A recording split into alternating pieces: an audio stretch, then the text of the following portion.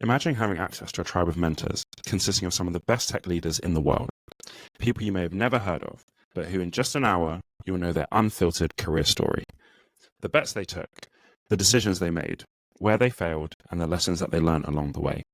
Welcome to the What Makes You Tick podcast. Hello, I'm Tolu, aka The Podfather, and I'm the host of What Makes You Tick. And I am Richard Washington. I'm the founder of Tick Talent. We sponsor this podcast, and we're delighted to have this week's guest on, Tolu, Podfather. Who have we got on the pod this week? This week we have Finlay Clark, but we call him Finn. What did you think of this week's episode? So I know maybe I'm ruining this for the audience, and maybe we shouldn't big it up so much so early into the day. Although we are the world's best hype men. But Tolu, tell me what you sent me as a message after you had this podcast recording. What I said to you was that I think this might be one of the best episodes we've done. And we do a lot of really, really good episodes, but this is up there. Absolutely. And so I jumped on it and listened back to it, and I have to agree. I have met Finn a couple of times now. He's also part of the Pavilion community. Shout We out had a great intro. Shout out Pavilion. And when I first joined Pavilion, we had a conversation. And then I met him up in London, and he's just got a great energy. And also, you can just tell he's very, very smart, super switched on guy, very down to earth, very, very personable. And a really interesting career story, working in media, and then in Google during a really exciting time within their history, and then on to Waze, and then on to Otter, and all these wonderful pivots between big corporate, startup, different industries, but always with this theme of growth and trying to change industries. He's not wanting to be part of a business that's just doing interesting things and that he can make a bunch of money. It's about genuinely trying to be doing something that's a force for good in the world that he can tell his children about and be proud about moving forward, which I think is incredible. So when you're big corporate, startup, wherever you are in your career, there's definitely some things that you can learn.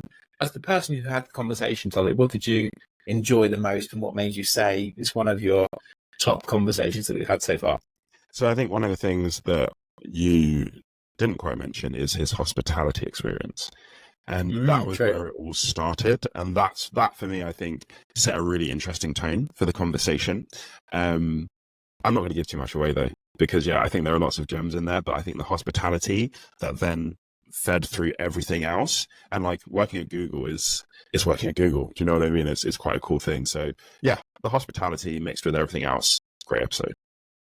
Yeah, absolutely. And it's one of those things, isn't it? We always find sales leaders who love to find people who've worked in something like hospitality or come from a sporting background. It's got that kind of, you learn so many of the fundamentals, and obviously Finn has that to a very high standard. So without further ado, let's roll the VT. Finn, welcome to the podcast. It's great to have you on. Thank you so much for joining. Pleasure to be here, Tolu. Thank you for having me. An absolute honor. And I'm really looking forward to this conversation because you've had a very interesting career and you also have some really nice ways to approach things. So I'm really looking forward to getting into that. Yeah, I'm really delighted to talk about it. It's given me, preparing for this has been interesting because you do reflect on things that you've done and the lessons, and happy to share a couple of stories, and hopefully they're interesting for people. Yeah, definitely will be. So Finn, what makes you tick?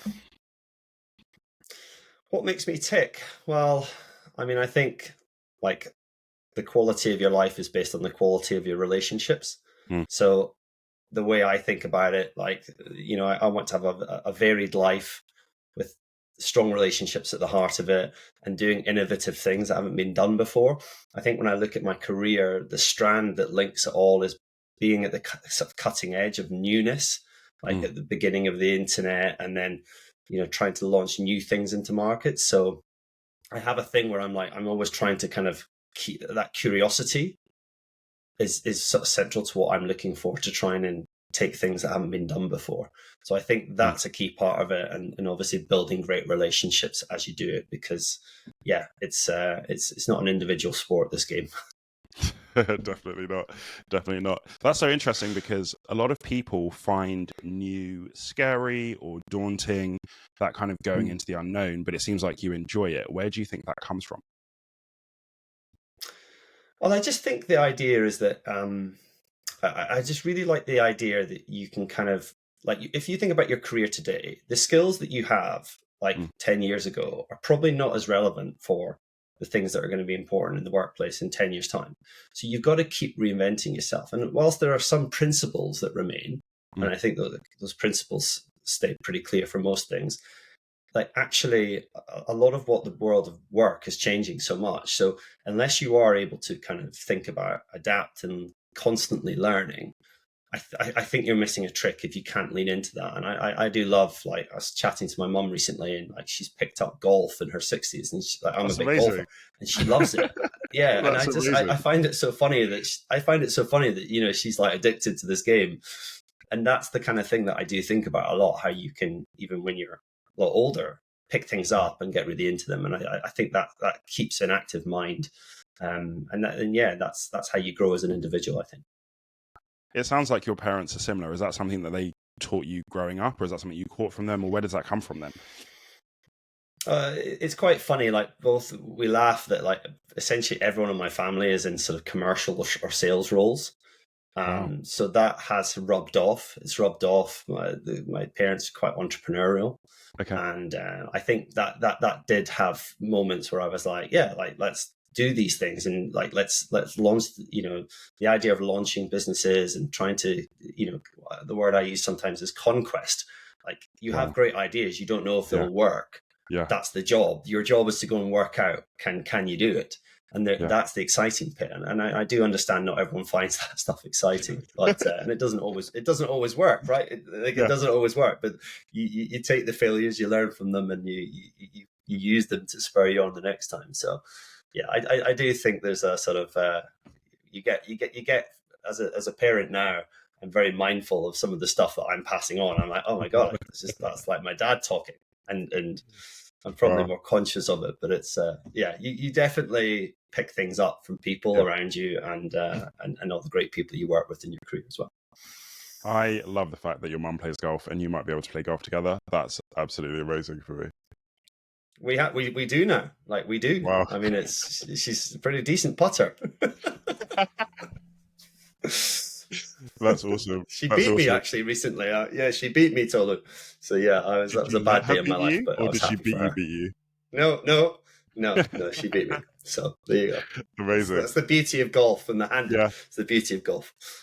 Amazing. I just wanted to circle back to something that you said.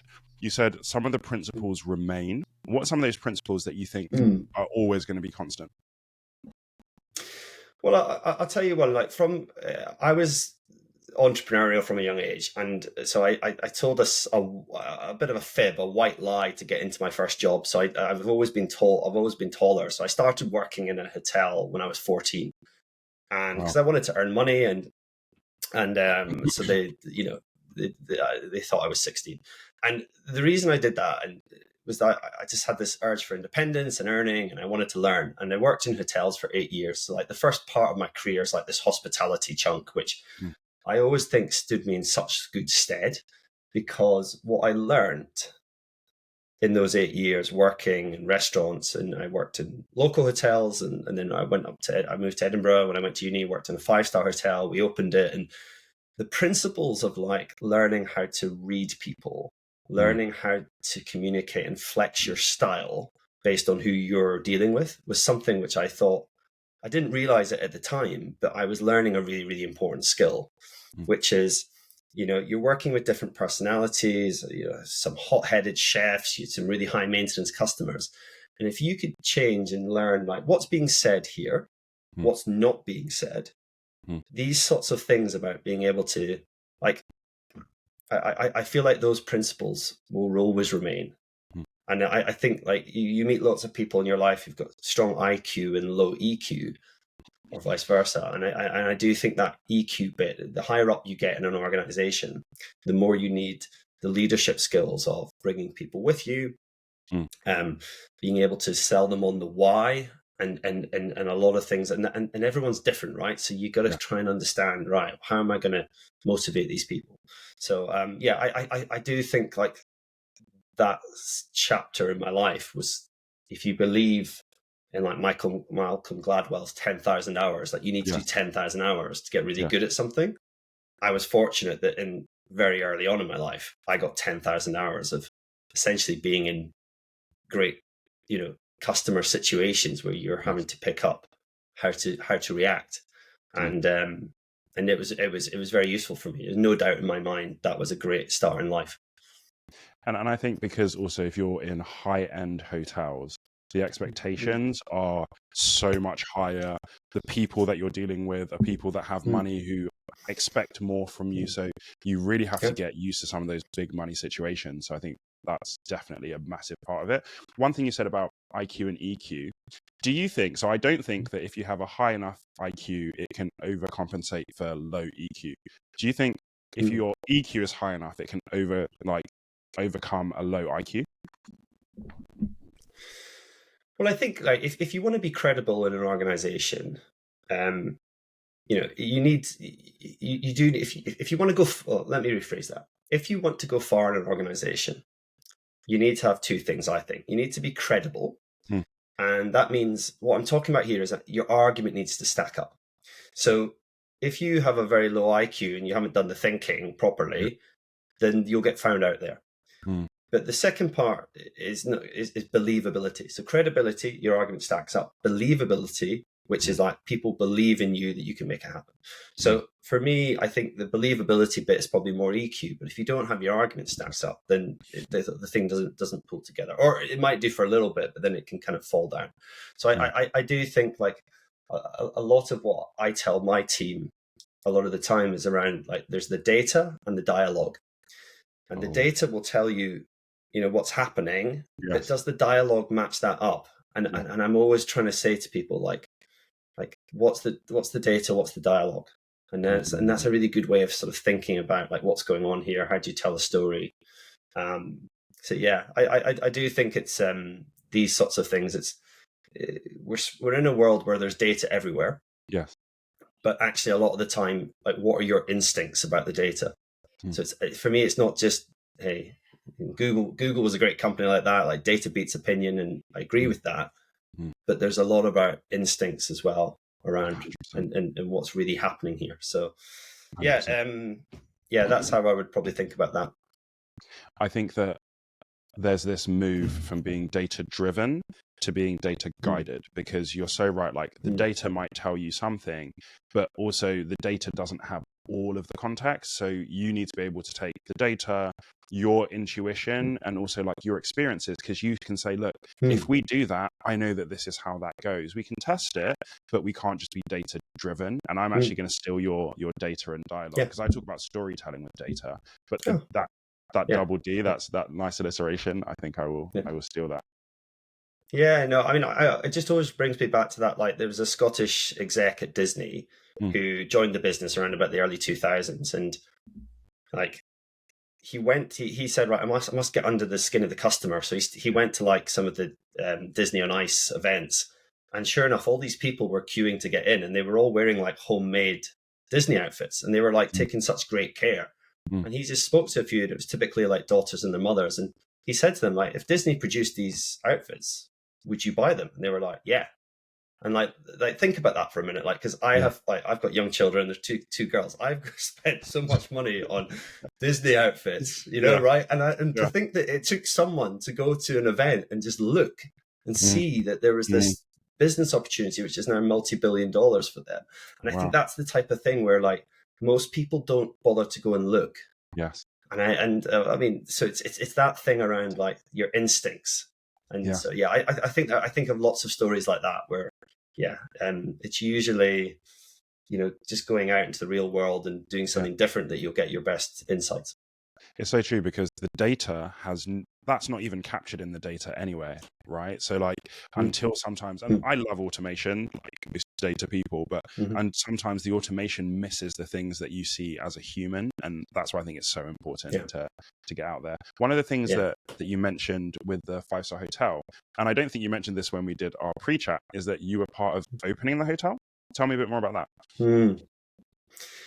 Yeah, it was a wonderful experience. The Scotsman Hotel in Edinburgh, the Scotsman's a newspaper up in Edinburgh, and they moved out of their offices, which had been printing the newspaper for like over 100 years. And we put a 5-star hotel into this old building. And we launched it on the 1st of August, which if you've ever been to Edinburgh in August, that's right when the festival starts. So it was a real baptism of fire, because you're launching a hotel in an old building that's not really designed to be a hotel at the busiest time of year. And oh my God, I was like, it was so like the camaraderie and the team spirit. And I just remember I learned so many important things in those years. And I always remember there was this, senior general manager of the hotel, and he said to me, you only get one chance to make a first impression. And here as I was launching this hotel, it was the first impression anyone's going to come in. And he was very big on, I remember he told me once, he says, if you see a customer come into the hotel and they look like they've had a terrible day, like just go up and just give them a glass of champagne. And I always thought what he was saying to me, like on the house, what he was saying to me was like surprise and delight. Oh. And I think a lot of the time in business, we're always thinking about left brain, like logic, and actually what I think I took from a lot of the time in these experiences was, if you can find ways to surprise and delight people and make a brilliant first impression, that will go such a long way. So I do think about some of those things. Like, for my team now, like obviously I'm always like, right, we're meeting this customer for the first time. Like, how are we going to impress them? Like, have we thought about those sorts of things? And I just think it's, these are good, when I talk about principles, these are the sorts of things that I've picked up over 20, 25 years. Surprise and delight it's actually beautiful. And I'm just wondering, now that you've transitioned into sales, and we'll circle back and see how you got there, what are some of the ways that you surprise and delight now in your sales roles? Well, I think the biggest mistake people make in sales is they make it all about them.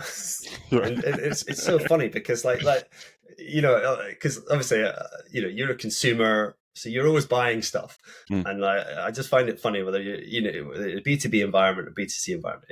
I find it so amazing when people try and sell you stuff and they make it about themselves. And actually, do you know what the funniest thing was, Tolu? At Google, we used to do this all the time. And I always remember one of the most amazing sessions I ever got was they invited an American pollster called Frank Lutz, and he's does a lot of work with the Republican Party, and he tells them how to sell basically politicians and political parties into like the people. So and the main way I just thought he was so brilliant was that he stood up in front of a room of Google execs and said, "You are rubbish because at telling your products, because you don't tell people the value of what something like YouTube does."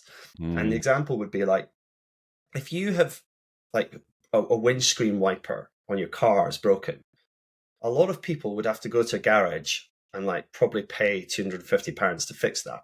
Whilst on YouTube, you can go on a video and someone would to show it to you. And all you need to do is buy the part online and watch the YouTube video. And then you've upskilled yourself, and you've not only saved yourself loads of money, but you have that accomplishment. And he was saying, that's how you should sell YouTube.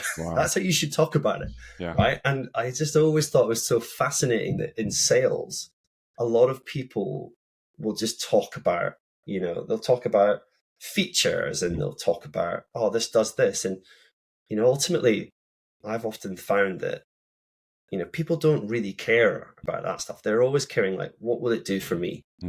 Like, what will it do for me? And if you start with that and you're always mindful of that, then I think you're almost doing way better than a lot of people. But it's quite difficult to teach, because you work for these companies and you think, wow, I drink the Kool-Aid. These companies, we develop these great products and people will love them. And you work with brilliant founders and they're passionate about their product. And I'm always just saying to people, it's not about us. It's about them. And I think those sorts of, again, that's another principle which will always remain. So how did you transition from hospitality into sales? So when we were doing our pre-chat, there are kind of 3 themes to your career. So I'd love for you to talk through the other 2 themes that you got. Yeah, so the second theme was what I call the sort of media and advertising strand of my career, where I left university. I wanted to get into an interesting business, and I met a brilliant recruiter in Edinburgh. I'm still in touch with him today, and he had two opportunities for me, and one was in like a market research firm, and one was at this digital agency, and I knew nothing about digital marketing. And he said, I remember I had two job offers, and I went with the one that I just felt in my gut. I was like, this will be more fun and interesting. And I was 22 at the time. And he was like, I'm so pleased you've done that, because he said, even though I'd have made more money if you take the other job, I think you'll work really well at this agency, which was called Big Mouth Media. And lo and behold, I think it's so interesting. I was employee 20. We scaled the business to over 250 people. Eventually, it sold to another larger advertising agency a few years later. But for me, I think what was so funny is that at the time, all these big companies were thinking, all right, actually, there's this Google and other search engines. Like, I need to be on these because this is the new way that consumers are interacting. And all the big advertising media agencies, they were like, this thing's a fad, or they weren't ready to adapt. So all these independent agencies threw up and were able to act fast. And I was lucky. There was this brilliant one in Edinburgh with brilliant leaders. And I just remember being like a sponge at that time, like being in meetings and watching some brilliant people, how they react. And I could learn it all.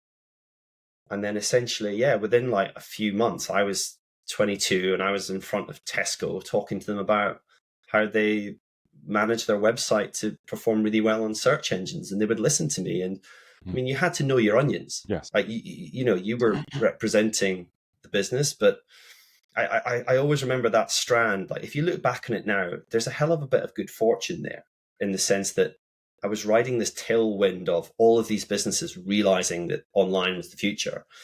And we were a good agency. And as I said, we had a brilliant group of people there. And we're still in touch with many of them today. So I always think like of that 5 years that I was like, I just got so good at being with senior execs and being able to understand, okay, how do I land this concept? How do I take something quite complex at times and make it simple so they understand it? And then the other thing that I always thought about that part of my career, which we did this, what we called evergreen contracts, meaning you basically were on a 30-day retainer. So you weren't locked in. And that was a great selling point, but part of my job was to keep the business. And I remember I used to have to go to companies, and I would go into a meeting and I would say, Tolu, I know you want to fire us, but here's 3 reasons why you shouldn't. And obviously I didn't realize that at the time, but when you're 23, 24, 25, and you're having those conversations, like that was such a brilliant learning experience.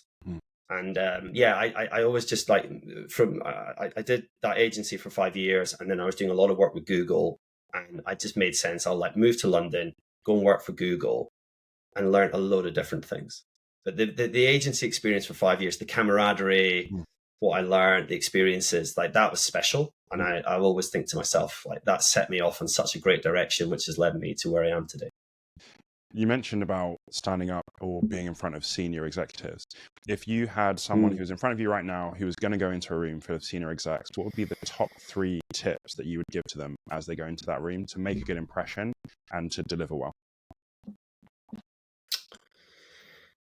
Well, I think, I would probably think to myself, okay, I would ask them in the meeting, what's the most important, what's going to make this the most useful? Like if you get 30 minutes or 60 minutes, like, although you might have prepared, well, you will have prepared something. If you went in there and you said, what will make this the most valuable use of your time? And they said something that you'd maybe not prepared. If you have the ability to make it about them and then to flex so that you can cover the things that they actually want to get out of it, you will gain so much credibility by not making it about you. And I think like that's probably the number one thing. Like, and obviously, hopefully you're not in that situation. Hopefully you have prepared and you know what's going to land and what they want to hear. Yeah. Yeah. I mean, but one of the main things I say to people all the time is like over prepare and then go with the flow. So if you've done the preparation right, then in your head, you're like, I think the meeting's going to go this way. But then if it goes in a different direction, if you've got the confidence to adapt and flex and go, yeah, okay, well, let's cover that first. That sounds like the most important thing to you. Right, let's cover that first. And again, you're making it about them, not about you. So for me, if I'm going into a room with senior execs, I'm thinking to myself, and that just gains you credibility. And I think all the time, I'm just trying to think to myself, so, there was this joke that someone said to me, like at Google once. They were like, it was a software engineer. It was like, this young kid asked him, what do you do for work? And the software engineer said, I go to meetings. And I think, and I always thought that's quite an interesting concept. Like, what is it you do for a living? Well, I go to meetings. And it myself, like you're always in loads of poor meetings. Like we've all been in them. Your calendar's full of them. So if you can be the one that can kind of be like, right, this is going to be a good meeting. These are the things that we're going to get out of it. I'll make sure that that to me is quite refreshing. So that's the sort of things I would be saying to someone like, how do you make sure it's not one of those rubbish meetings that that dominates many people's time, unfortunately. That's so good. That's so good. So you kind of brushed it over a little bit that you went to Google. That's quite a big deal, going to Google. So what was that like? How did you get there? What role did you go into there? Yeah, so I went into the sort of, I always describe Google as there's two types of people at Google. There's the engineers, and then there's the rest, right? So okay. So Google is a company run by the engineers, and everyone who's ever worked at Google will tell you that. So I'm one of the business people. Okay. And I joined the sort of UK business team, and at the time Google had about 30,000 employees globally, and it was round about the time where Google had acquired YouTube, but it was quite nascent. Search was still the sort of biggest cash cow, and my job was to go into businesses. So you have a set group of customers who are spending millions with us typically, and then you'd say to them that here's how you can do more with us. And it's a consultative sales role because that they're going to keep working with you. But I always remember, someone said to me once that the business card will get you the first meeting, but you will be able to get the second one and be able to build that relationship. So, people will assume you're smart, and that's great. But unless you can prove that you're not just selling the latest thing from Google, that you've done some thinking around, we've got loads of different things we can talk to you about. What do I think? I understand your business, and I'm making a recommendation because I'm a consultant in Google, there's Google products, but fundamentally it was like this digital transformation. And the best piece of advice a customer ever gave to me said, look, Finn, I know you work with me and all my competitors. The reason I love talking to you is you tell me what I should be doing 18 months from now. And I always thought that's a brilliant way of articulating what good business people at Google should be doing. They should be stretching the thinking for all the customers about where they should be going. And I think that's what stood me in good stead at Google, that's what I was trying to do with my sort of customers. And I always just remember, you were working with brilliant people. Everyone was super ambitious. At the time, I just remember thinking, I was learning big company stuff. I was learning about how you manage and hire teams properly. I was learning about, how you write strategy properly. And I just learned a lot of bigger stuff and different things than what I'd had previously in my career.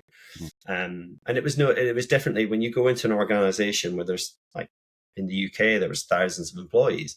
Yeah, it's different. And it did make me sort of, I did love my time there. I met my partner there. We've got two kids now. And so I'll always be extremely fond of Google. But I always tell people Google's not real life. Interesting. Right? Because I think a lot of people who I know, and that you can work there for many, many, many years, if not decades, I'm always I really enjoyed it. I learned some stuff, but there's way more stuff in fact, there's loads of stuff you don't learn when you're at Google. Yes. And actually I've enjoyed the last few years when you step out of that and you've got more opportunities to actually stretch. And so it's a really well, put it this way, when I joined, it's a really well-oiled machine. Yeah. And I always used to joke, like they say, right, they hire the smartest people, but then the machine tells them exactly what they need to do. So it's like, I mean, it's, you know, and it's not like someone telling you what to do. It's like the machine. Yeah. It's like, you should be talking to this customers about these things. I mean, it was just so like, yeah, it was an amazing business, amazing people. But for me, the real interesting thing I thought for me was when I left Google to join Waze, because that was the opportunity to build a business. And that's actually, to me, what I think I was missing. And so that was kind of the advertising, marketing side of your career, right? That's the kind of theme for that one. So you've got hospitality and then kind of digital marketing. Is that fair? Yeah. The media and advertising strand was about 10 years. Well, it's about, I say about 10, 15 years, because like Waze was my first chance to kind of build my own startup in a way. So I sometimes describe it as like a simulator, because you were building your own. I was the first employee in, and I was building it, but kind of, you know, the company had been acquired by Google at that point. So I was sort of moving from one part of the fence to another part of the fence, but it was a totally different experience. But the business model at Waze was advertising. So the way we commercialized was, Waze was still part of the advertising, but it was also the link between going from media and advertising into fast growth startups. So that was the bridge. And it's probably one of the things I'm most proud of, because, you know, I do remember, you know, that point I made about Google where the machine tells you exactly what to do. Like at Waze, it was a blank sheet of paper. Yeah. And actually, that was that was exhilarating. I mean, I had a boss in France, and he said to me, "This is what's worked over here, but it might not work in your market. You need to go and find out." I was like, "Okay." But I think the lesson for me was, like, at the time I spoke to other people about it, and my partner was working at Google as well, and she was like, "This is quite risky. You know, what if it doesn't go well?" And I was always like, "Well, but if it goes well, it'll be my thing, and I'll have done it, and no one else will have done it. And if it doesn't, I can always come back. Like, my brand was good enough, I could come back to the other side of the fence." And I think that's the thing around, like, when you look at kind of upside. And one of the best pieces of advice I ever got was from a mentor of mine called Tim Willius, who is at Pinterest. And he said to me, like, "What's the next job?" So I was deciding between whether to go to work for Waze or stay within the Google system. And this question he asked me, it always stuck with me, like, what's the next job? Because I could see with Google, there was a linear path to, like, making director and your responsibility. There was a clear path there, right? But with Waze, I thought, okay, there's a path to country manager of this brilliant app that was, and I just thought, God, it's going to open many more doors for me. And I think in life, that's something which I've always been attuned to, which is keep your options, or give yourself a bit more space to be curious about things that might come in the future. And that's how I ended up doing other things that are more interesting. So yeah, I kind of, going to Waze, I thought was, it wasn't that risky, but felt a little bit risky at the time, like a one-man band to start with. But we ultimately built the team, built the business, built the users, built the brand, and a phenomenally enjoyable 4 years for me there. It's so interesting, because growing up, we're always told, curiosity killed the cat, but you're pretty much saying the opposite, like curiosity. And I 100% agree with you. Curiosity is a massive superpower. If you can embrace it, explore it, lean into it, it leads you to things that you could never imagine. What are some of the ways that you've mitigated risk through your curiosity? So as you're being curious, how do you mitigate some of that risk? Yeah, that's a really interesting one to think about. So, the way I sort of think about it, and I worked with a brilliant career coach and life coach, ultimately, a Colombian lady named Anna Maria, and we did a lot of work together at a time. And I remember her saying something to me which stuck to me, which is like, your head, your heart, and your gut need to be aligned. So when you're looking at opportunities, I really think, like, so your head is your logic, right? Which is, okay, do I think these, like, you meet people, you think about the opportunity, your left brain is like, right, do I think I can do this, right? Your right brain is, possibilities and inspiration, and like, so that's your heart, right? So your head and your heart is like, does this feel right? Your feelings, okay? You know, like thinkers and feelers, if you know the Myers-Briggs things, and then your gut is just like, are you compelled to do it? Like, what is it that's telling you, like, it's going to get you out of bed in the morning going, I really want to go and climb this mountain? Because like, what I say to people today is like, what my skill set is, like, I commercialize businesses. Like, that's what I do, right? I commercialize businesses. So in some ways, the question is, well, what business do you want to commercialize? And that's a really exciting problem when you think about it, because there's brilliant businesses everywhere. Like, if you'd asked me, or would you work in the recruitment space a few years ago, I'd have been like, no. But then, like, having been a job seeker, I could see that it was totally broken. Yeah. And that was like, I fell in love with the problem. And I think that's one of the things I would urge anyone to think about with the curiosity. Like, can you fall in love with this problem and then apply what you've known in business? Because for me, like, 80% of business tastes like chicken.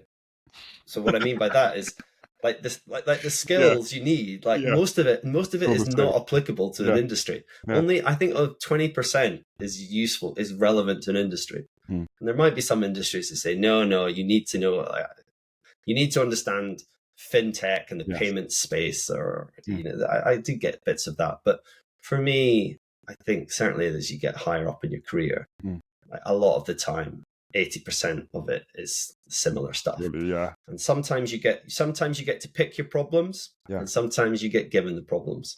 So I think about that in terms of, if you're fortunate enough, and I guess by the people who are listening to this podcast are fortunate enough to think hard about what problems they want to solve, that's the bit I would probably focus on.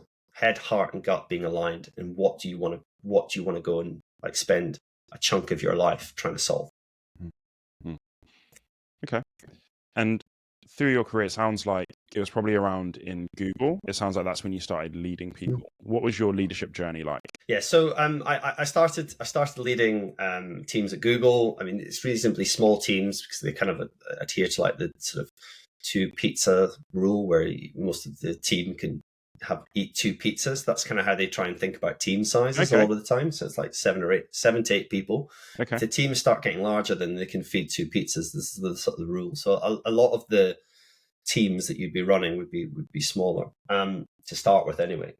So yeah, I had a team of people, and I always just remember, like, some of the things I found in early days was just this idea about what worked to motivate me probably wasn't the thing to motivate other people, and understanding, you know, how you really understand people's developments, and be able to, once you have an understanding and that trust, and then you can challenge and try and, you know, be the person that, you know, I always try and tell people, like, you know, you're not going to work at one place for the rest of your life. You're going to, you want to develop people, and you take stuff from the good managers, and you take stuff from the bad managers as well, right? But what you're trying to do is essentially, you know, I always say to people, when you look back at this part of your career, I just think you should look back at it and go, that's where I did some of my best work. And you want, as a manager, to be able to try and instill, like, how do I get these people to do some of their best work? And that will be different for everyone. So that was something that you know, and I made a ton of mistakes. I mean, I made a load of mistakes, but now it's good that you make those mistakes and you try and not make the same ones again. Would you mind sharing some of the mistakes you made? You can. Yeah, absolutely. No, I did. In one job I was in, I hired a bunch of people that were like myself. Right. And then I suddenly realized, I was like, oh no, like, we haven't got people in the team who like doing this stuff. We all like doing this sort of work, but no one likes doing this stuff. That was one that I learned the hard way. And I also, I think, that's probably one that I think about the most, because it's the people stuff. Like, I always say to my team, like, typically all the issues are people issues. I I genuinely believe that like all the issues are people issues. So if you're in a leadership position, what you've got to understand that that's going to be the case, and you've got to try and obviously know the confidence that as you deal with more and more people issues, it gives you the confidence to know what to do and how to treat people. And I find that's there's a load of things that, you know, obviously you look back and you go, oh God, I would have done that differently. But as I said, it's about knowing that for next time. And you said that you learn a lot from good leaders, you learn a lot from bad leaders. What are some of the lessons that you learned from some of the good leaders, and some of the lessons you learned from some of the not so good leaders? Well, I think from the good leaders, I think some of the things I learned was, you know, particularly like when you're in commercial roles, like relationships matter. And that might sound like a very sort of trite thing to say, but I think nowadays, because we do so many interactions via, you know, these online platforms and whatnot, I do think particularly young people today, I don't think they really understand the value in having real relationships in a business environment. And I have to try and, like, you know, it's like today I sometimes like, I think young people would rather like have a live grenade in their hand with a pin out than answer the phone from a number they don't recognize. Yeah. Right. And I do try and like say to people, like talking to people, like there's so great. There's so many great. Yeah. There's so many great things you can do async, you know, like through, but being able to talk to people and having that level of understanding, like to me, I always dialed into some of the best bosses I had, and the agency I started my career at, Lindsay Menzies, who was the MD, you know, it was the EQ side that I always thought she was just so brilliant at, with customers, with team, and people would run through walls, you know, and I just thought that was like, you know, and there were a lot of ups and downs, and that kind of, right, we're all in this together. I thought that was a really important thing about, because if you think about it, it's supposed to be hard. Like if you're working at the cutting edge of things where it hasn't been done before, like I often say about Otter, like it's supposed to be hard. If it was easy, someone would have invented Otter before. Yeah. Right. So like you have to understand that it's supposed to be difficult, and it's supposed to feel a little like hard at times. And if you know, a lot of what I got taught early on from great leaders was, this is normal. This is how we react, and being able to like laugh at yourself and laugh at the situation sometimes. Like I use humor a lot to try and let people see that, like, a lot of the time, like what we do, it's not brain surgery. It's unlikely anyone's going to die. Touch wood.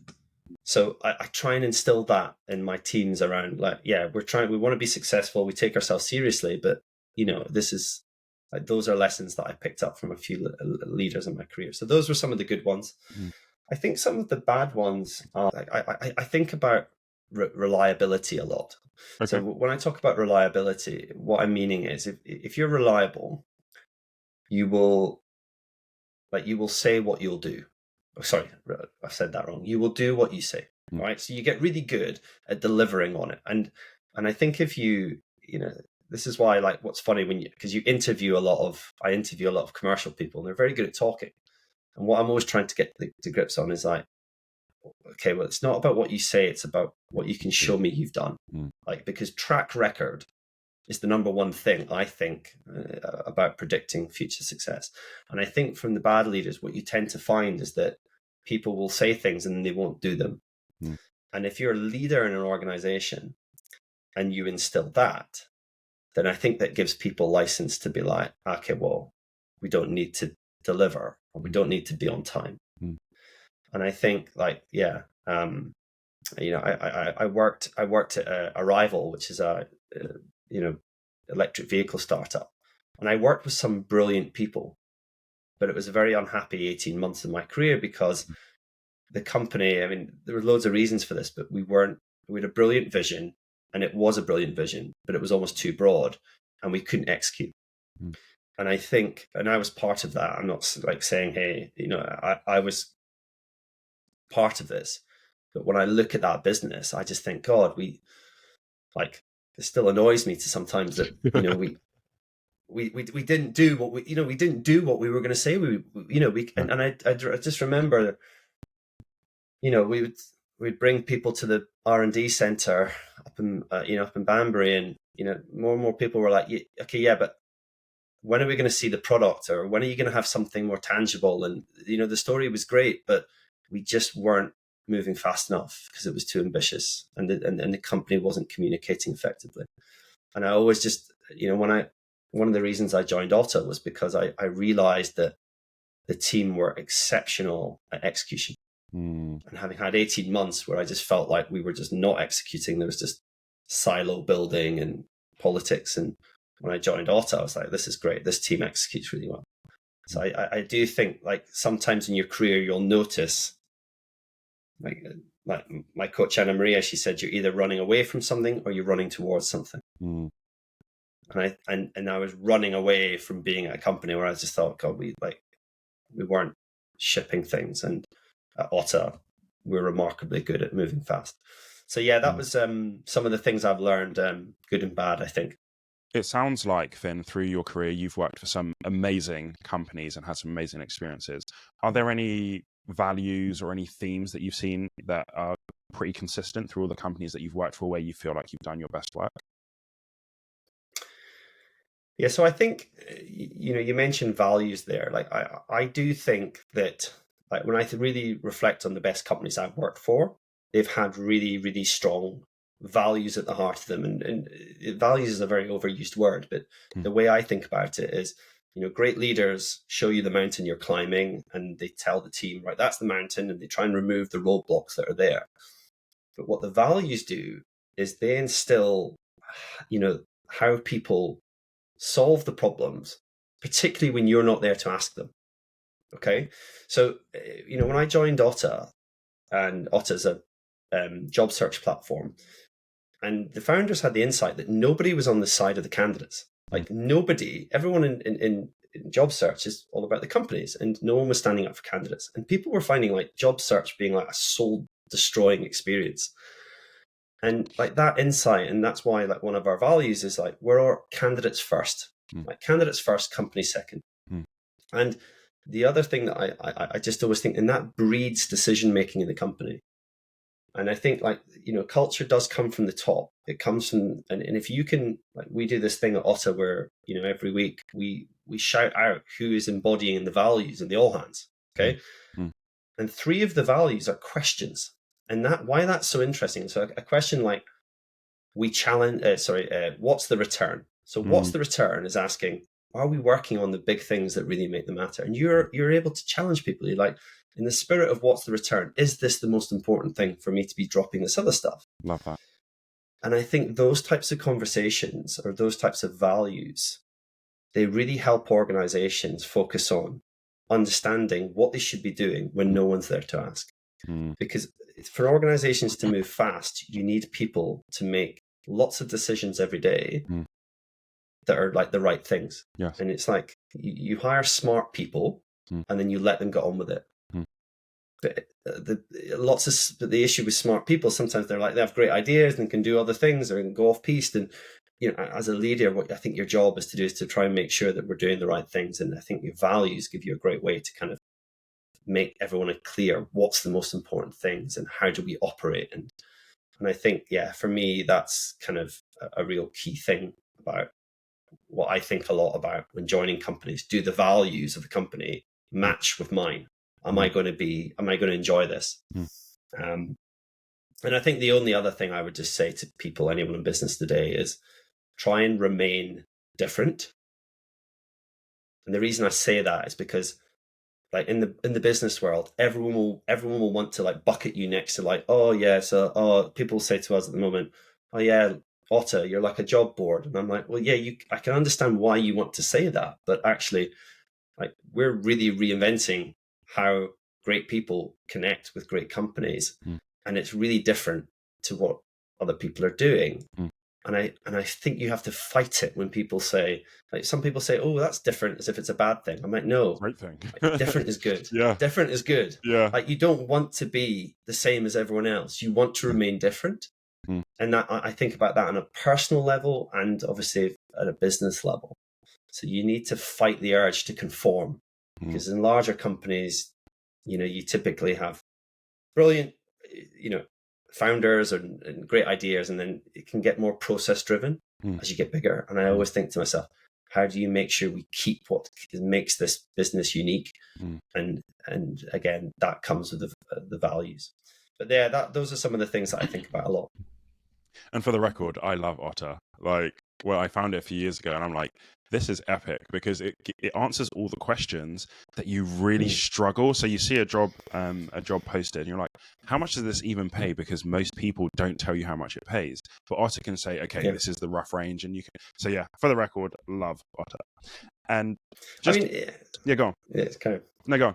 I was just going to say, we just think it's totally ridiculous that you have a much better experience searching for an Airbnb for a weekend away, where you can say, I want a hot tub in the Highlands of Scotland that allows dogs. Like, you can really laser in. And then when you're looking for a job today, you're like, oh, am I an account manager? And you get like 10,000 companies. It's just ridiculous. Like, think about how much your job impacts the quality of your life. And yet we just have these products that are in the classifieds era. So I think we've that burning thing around, we can do better. Yes. I think that's, again, what drives me a lot of the time.